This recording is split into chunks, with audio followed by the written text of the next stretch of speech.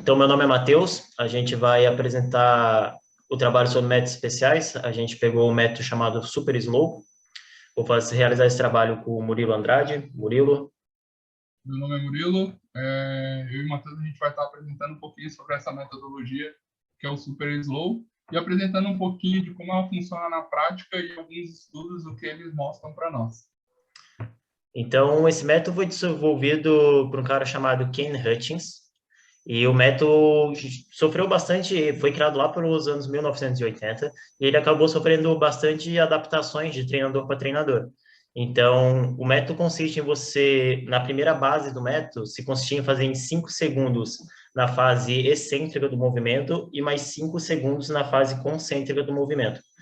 E aí isso foi sofrendo adaptações, de 5 passaram para 10, de 10 passaram para 15. Hoje, quando a gente vai ver estudos, ele vai variar entre até 5 até 30 segundos em cada fase. Então, 30 segundos na fase concêntrica, 15 segundos na fase excêntrica.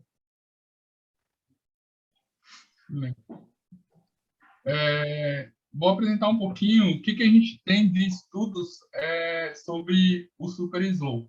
Começando por esse aqui, que é os efeitos do treinamento regular e do slow speed, que é a velocidade lenta, no treinamento resistido na força muscular. Ele discorre aqui um pouco sobre o método, mas o que nos interessa é aqui na conclusão do estudo, tá?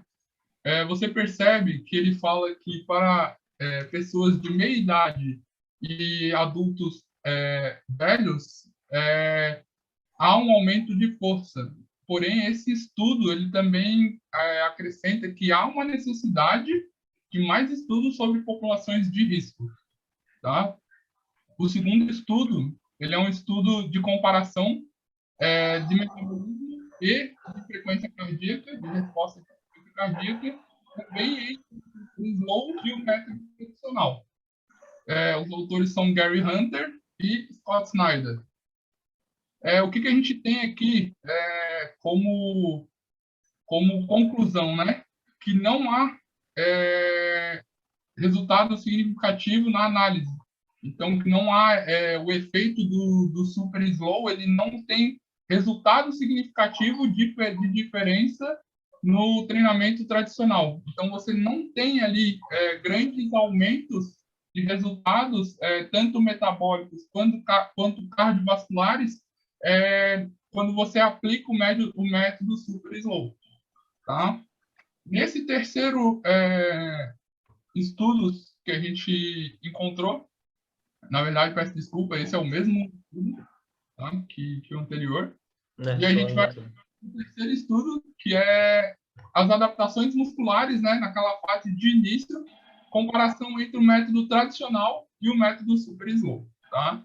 E aqui a gente novamente encontra que não há mudanças significativas nos parâmetros de treinamento. Ou seja, você tem o mesmo estímulo de fibras, tanto no método normal, né, no método tradicional, quanto no método super slow. Ou seja, a velocidade da cadência ela não interfere tanto no resultado e no desenvolvimento de fibras ou de qualquer processo metabólico que nós tenhamos dentro da musculação.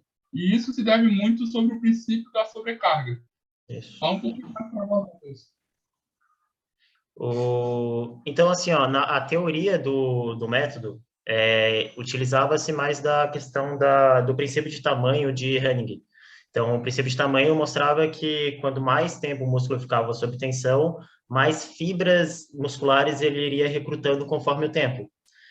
E aí, só que isso cai por terra por causa do princípio da sobrecarga. Dificilmente você vai manter a mesma quilagem para fazer uma repetição concentrada. Vamos lá, uma repetição que vai levar 2 a 3 segundos, você com certeza vai sacrificar carga para fazer uma repetição em 10 segundos, 20 segundos. E aí, justamente por isso que acaba questão de adaptação celular, em questão de hipertrofia muscular, tudo isso acaba caindo porque se perde o princípio da sobrecarga.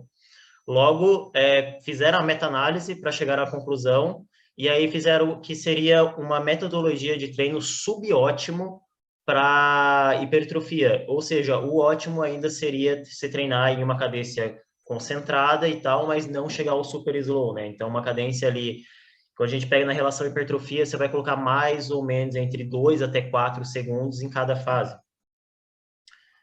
E aí, quando a gente vai ver isso, então, em base dos estudos, qual seria a boa aplicabilidade dela na questão prática mesmo, né? Na sala de musculação?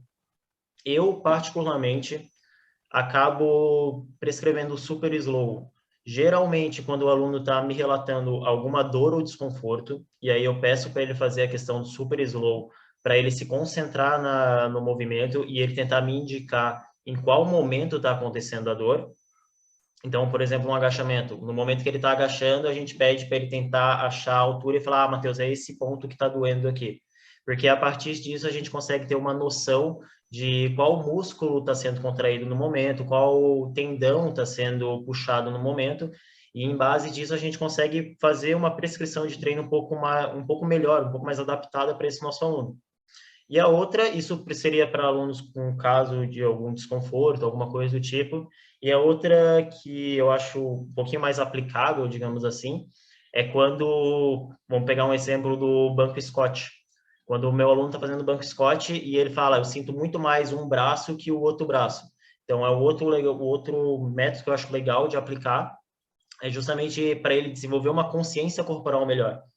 Então, você vai ver na sala de musculação pessoas que entram e querem tacar muito peso e você perde totalmente o padrão de movimento e tal. Então, para essas pessoas, para a gente conseguir controlar melhor esse princípio, principalmente para garantir que não vai ter nenhum tipo de lesão por conta de movimento errado, aplicar o super slow acaba sendo útil, justamente para desenvolver um pouco mais de consciência corporal desse nosso aluno. Bom, eu particularmente eu não utilizo o super slow. Não dessa forma como ela os artigos, né, os estudos mostram, principalmente porque a gente tem uma perda da carga, e nós sabemos hoje que musculação, para que você tenha ali um ganho de hipertrofia e de força, ela precisa de altas cargas, né, precisa de tensão mecânica, então eu não gosto de utilizar o super slow. Nesses casos que o Matheus citou, que ele utiliza, né, para os alunos dele, onde ele sente mais um lado do que o outro, eu prefiro utilizar, por exemplo, exercícios unilaterais, né? Porque eu acredito que essa seja uma forma de você manter a mesma intensidade e fazer com que o aluno tenha ali a mesma propriocepção de contração.